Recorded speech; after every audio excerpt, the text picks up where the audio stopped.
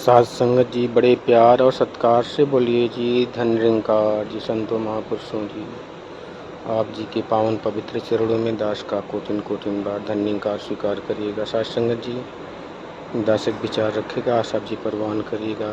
जो भी त्रुटियां हों बख्श लेना, अपने चरणों से लगाए रखना। साध संगत जी, सतगुरु माता सुदीक्षा शबिंदर हरदेव जी महाराज की जय। निरंकारी राज माता गुरु बचन अवतार की जय। सत्संग जी, लोभ के पस में होकर इंसान गलत मार्ग पर चला जाता है सत्संग जी, जिसके कारण उसका पतन होने लगता है, विनाश हो जाता है। कहते हैं सत्संग जी, अहंकार, लोभ, क्रोध, मोह ये सब इंसान के पतन का कारण है सत्संग जी। सत्संग जी, रावण के पहले जन्म की कथा आती है रामायण में कि भानु प्रताप के नाम का राजा, चक्रवर्ती राजा था।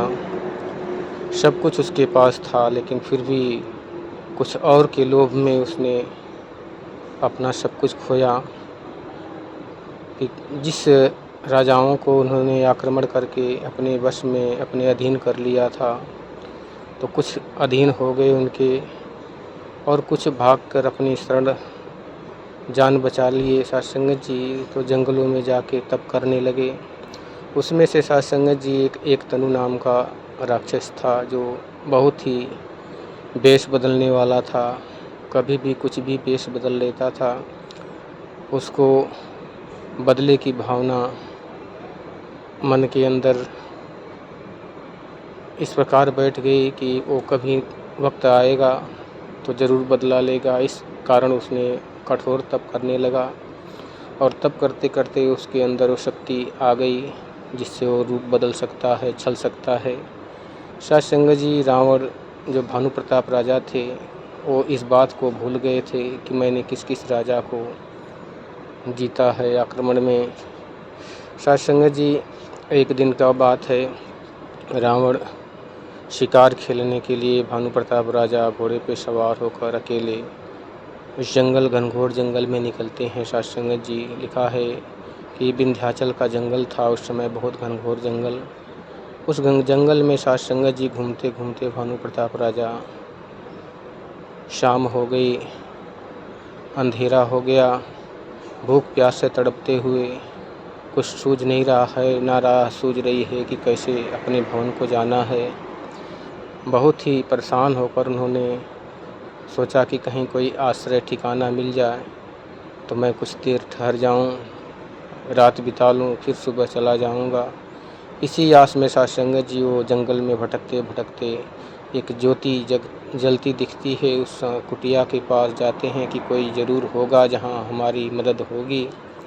जाते हैं सत्संग जी, तो जो एक तनु नाम का राक्षस था, वो सत्संग जी वेश बदल के, साधु मुनि का वेश बदल के, उसको मालूम हो गया कि ये रावण आ रहा है।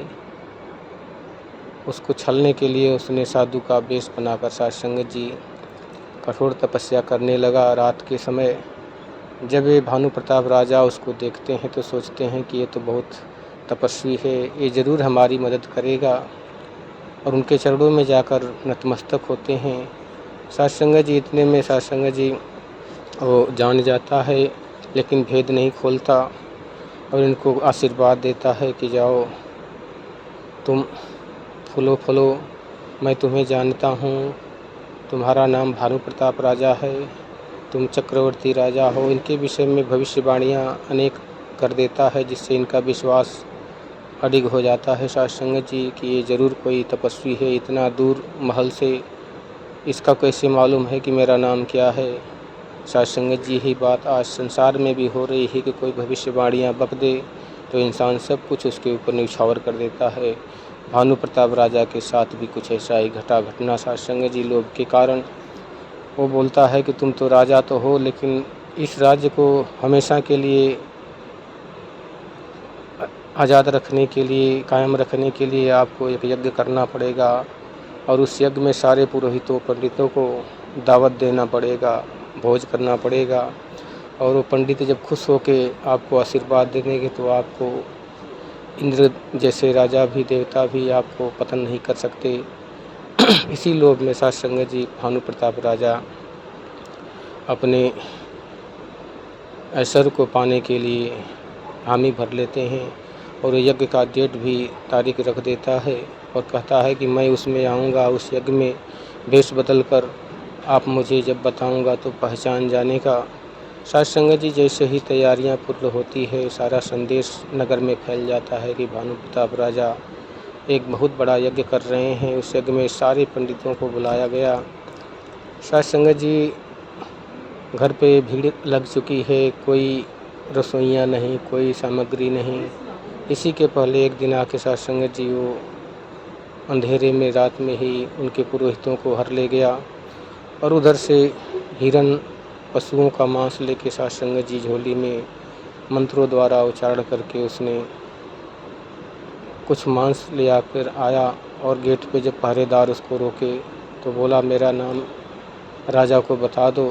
राजा जैसे ही घबरा कर गए, उनको सब्र हुआ कि चलो महाराज जी आ गए हैं, अब सारी बात बन जाएगी। साध संगत जी इतने में ही जैसे ही घर में आता है, माया का रसोई तैयार करके पूरा व्यंजन तैयार कर देता है और बोलता है कि अब सारे पंडितों को एक ही साथ भोग लगवा देना ताकि कोई बच न जाए। और इतना कह के वो वहाँ से फुर्र हो जाता है, चला जाता है। साध संगत जी राजा सभी ब्राह्मण देवताओं को बैठा कर एक साथ जब भोजन परोसते हैं साध संगत जी, तो वो भोजन जैसे ही जयकारा लगा के खाने की प्रक्रिया शुरू होती है। साध संगत जी ये प्रक्रिया हम लोग के ज़माने में भी चलती थी पहले बचपन में, लेकिन आज ये समस्या है कि जैसे ही भोजन मिलता है, समय का अभाव है, लोग खाने लगते हैं। लेकिन पहले की प्रक्रिया थी कि भोजन जब सबको थाली में मिल जाएगा, पत्थर पे मिल जाएगा, तभी भोजन एक ही साथ जयकारा लगा कर किया जाता था ग्रहण। उसी प्रक्रिया को निभाते हुए सभी ब्राह्मणों ने साध संगत जी अपने भोजन को जो ही हाथ से मुख में लेने की प्रयास करते हैं, सभी के ऊपर माया विराजमान है। साध संगत जी इतने में भविष्यवाणी होती है कि विप्र बिंद उठ उठ गृह जाऊँ, है बड़ी हानि अन्न जन खाऊँ।